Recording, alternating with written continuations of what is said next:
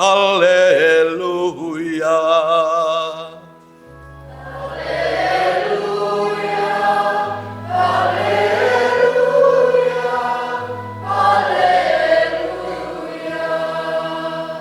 Manusia hidup bukan dari roti saja, tetapi dari setiap firman yang keluar dari mulut Allah.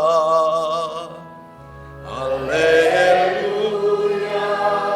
haleluya, haleluya.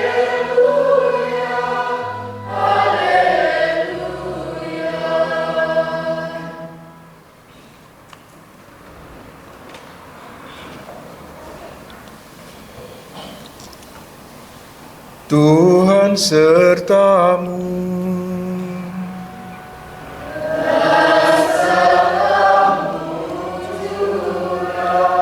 Inilah Injil Yesus Kristus menurut Yohanes.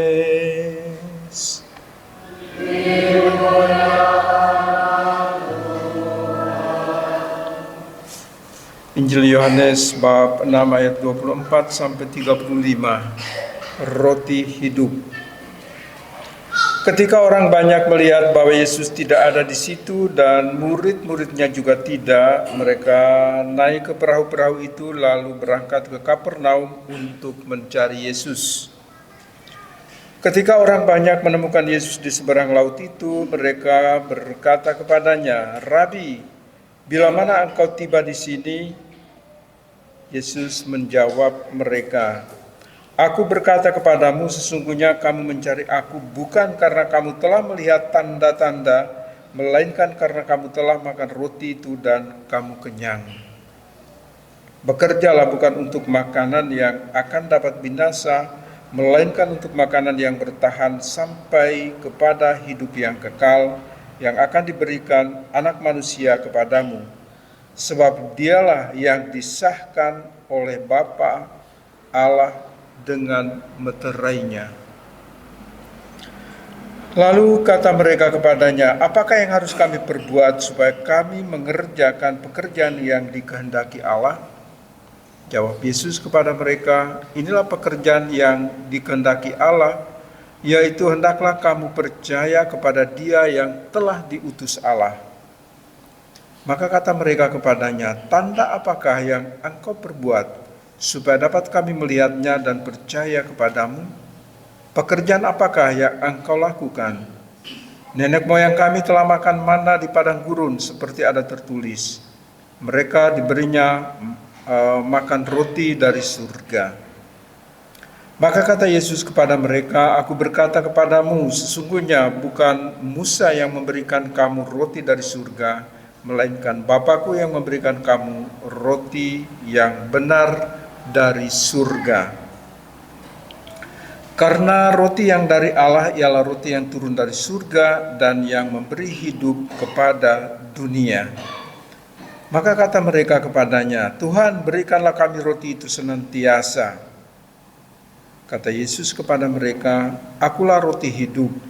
Barang siapa datang kepadaku, ia tidak akan lapar lagi, dan barang siapa percaya kepadaku, ia tidak akan haus lagi."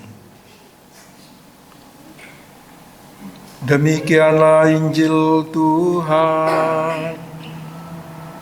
Terpujilah Kristus.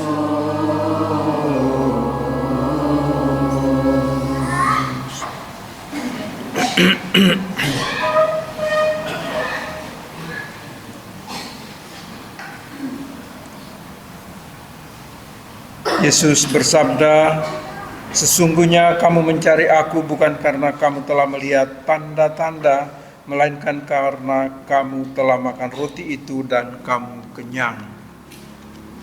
Saudara-saudara sekalian yang terkasih di dalam Kristus, hari ini saya mau berbicara tentang tanda. Tadi juga diawali dengan sedikit katekese singkat tentang sakramen-sakramen. Itu adalah tanda keselamatan Allah. Dalam kehidupan ini terlalu banyak tanda. Ada tanda lampu lalu lintas, ada macam-macam tanda bahaya, tanda larangan, dan sebagainya dalam kehidupan kita. Jadi hidup kita sebetulnya sadar atau tidak sadar, hidup kita dipenuhi dengan tanda. Kita sebagai orang Katolik juga membuat tanda. Tanda apa? Tanda salib. Tanda salib itu artinya kita menandai diri kita dengan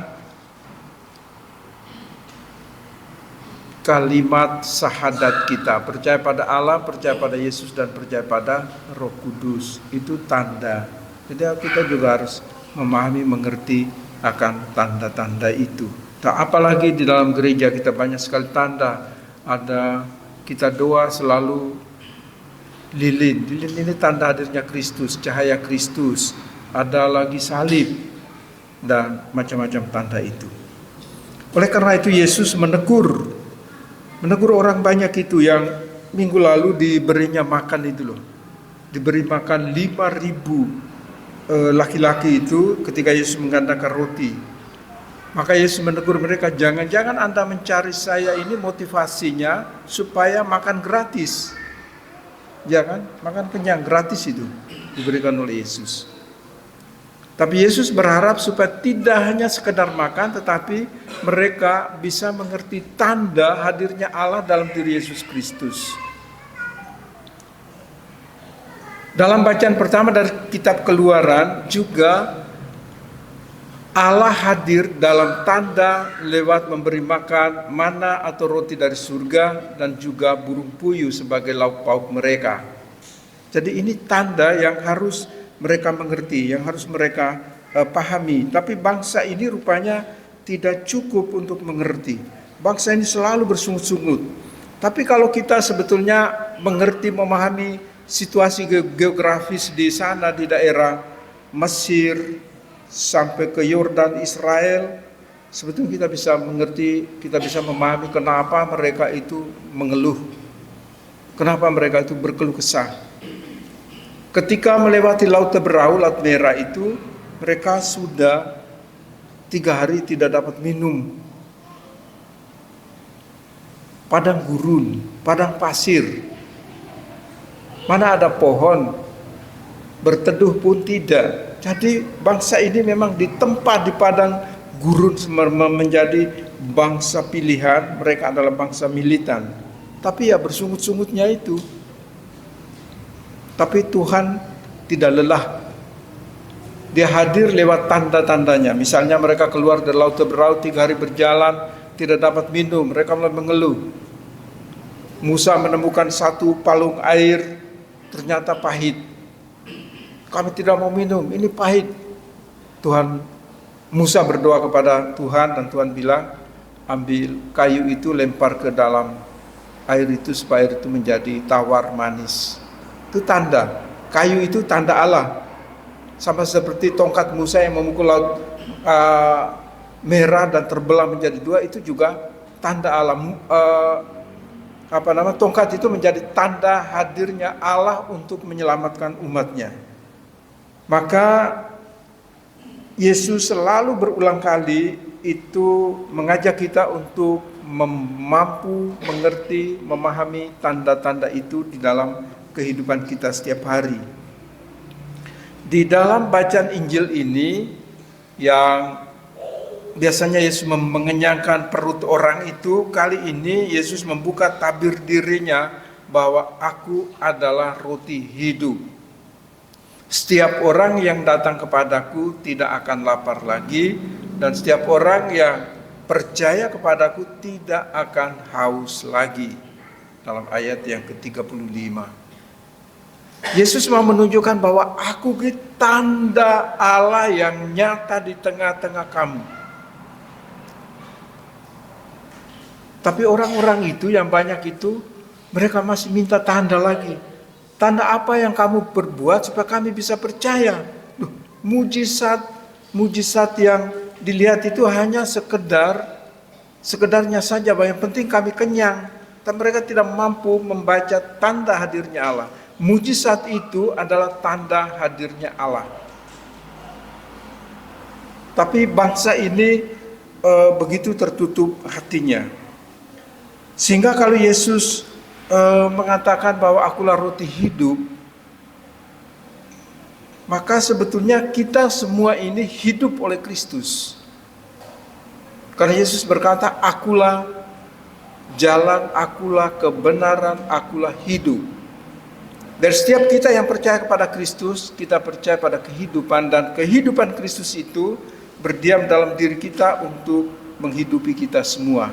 Dengan demikian, dengan kekuatan Kristus yang menghidupi kita, maka kita menjadi manusia yang baru, kata Paulus di dalam bacaan yang kedua kepada jemaat di Efesus. Kamu menjadi manusia baru, maka dengan hidupnya Kristus di dalam diri kita, cara pandang, cara bertutur kata, cara berpikir, hati kita yang error akan diperbaiki dan seterusnya. Kalau kita mengenakan Kristus di dalam diri kita. Seringkali hati kita ini error. Pakai bahasa IT ya, error itu ya. Ketika hati kita error, maka terjadi penolakan. Ketika hati kita error, maka muncullah kebencian. Hati kita error, lahirlah segala macam dengki, segala macam balas dendam dan seterusnya. Maka dengan kehadiran Kristus di dalam diri kita, Kristus yang hadir, diam dan menghidupi kita ini harus bisa merubah. Supaya kita menjadi manusia baru, kita bisa menghadirkan damai, kita bisa menghadirkan sukacita, kita bisa menghadirkan kegembiraan, pengampunan dan sebagainya. Ini yang diharapkan oleh Tuhan. Inilah Tuhan menghendaki kita menjadi manusia baru yang seperti itu. Bukan manusia lama yang terus-menerus bersungut, padahal Tuhan sudah berbuat banyak terhadap bangsa terpilih. Mereka lalu bernostalgia. Kalau kami duduk makan di Mesir dan biarlah kami mati di Mesir dengan kuali yang besar, penuh dengan daging, penuh dengan makanan. Jadi mereka itu mau mati kekenyangan. Hanya pikir tentang perutnya, bukan tentang keselamatannya. Itulah sebabnya maka kita juga, Bapak Ibu, saudara-saudara sekalian terkasih dalam Tuhan, beberapa hal yang perlu kita sadari adalah bahwa Yesus tidak hanya memberi kita mana, tidak memberi kita roti untuk mengenyangkan, memuaskan diri kita, tetapi Yesus memberikan kita dirinya sendiri, ya, yang ditandakan di dalam roti dan anggur. Ambillah dan makanlah, inilah tubuhku. Ambillah dan minumlah, inilah darahku. Dengan demikian, dengan tubuh dan darah Kristus ini berarti kita menerima Yesus.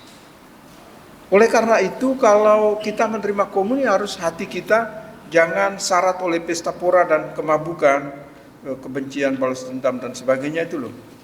Maka kalau era Konsili Vatikan yang pertama, sebelum Anda ikut misa itu mengaku dosa dulu. Mengaku dosa dulu supaya hati betul-betul kan Anda menerima Yesus ini. Ya, harus mengaku dosa. Tapi ya sekarang ini kan lebih lunak ya, lebih lunak. Pengakuan dosanya seperti 5 perintah gereja. Mengakulah dosamu sekurang-kurangnya setahun sekali. Kita kan setahun 2 kali, lumayan lah. Tapi teman-teman yang misalnya di CFM bisa bulanan loh. Setiap kali ada kegiatan camp itu, entah yang men, yang women, priskat, waberkat, itu harus mengaku dosa. Timnya ini harus mengaku dosa, supaya nanti orang-orang yang dibimbing, dibina juga harus mengaku dosa. Jadi ada luar biasa itu perayaan sakramen tobat, penting kok, sangat penting. Maka mari, ada beberapa catatan. Yang pertama, bahwa Yesus tidak mengenyangkan perut kita, tetapi memuaskan dahaga kita, kerinduan kita akan Dia. Ya, Dia memuaskan dahaga rohani kita, karena Dia sendiri hadir dalam tubuh dan darahnya. Jadi yang kedua, melalui Ekaristi Kudus, ini tanda hadirnya Tuhan di tengah-tengah kita dan di dalam pribadi kita. Karena Yesus bersabda, yang makan tubuhku dan minum darahku tinggal dalam aku dan aku di dalam Dia. Maka setiap kali kita menerima tubuh dan darah Kristus itu, kita menerima Yesus di dalam diri kita.